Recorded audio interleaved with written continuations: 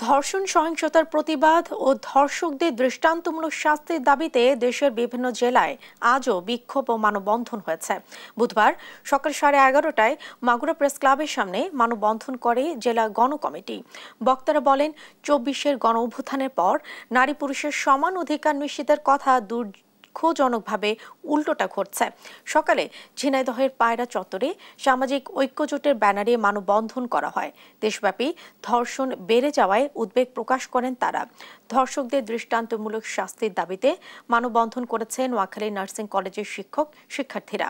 ধর্ষণের একমাত্র শাস্তি মৃত্যুদণ্ড এবং সব ক্ষেত্রে নারী ও শিশুরা নিরাপত্তা নিশ্চিতের দাবি জানায় তারা।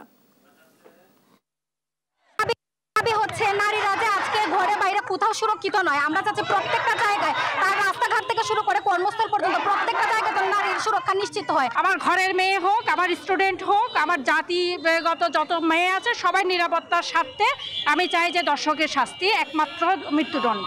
আমরা যেভাবে রাস্তায় নেমে এসেছি, আপনারা ঘরে কাপুরুষের মতো বসে না থেকে আপনারাও আসেন, কারণ আগামী দিনে আপনার ঘরে যে ধর্ষণ হবে না তার কোনো গ্যারান্টি নাই।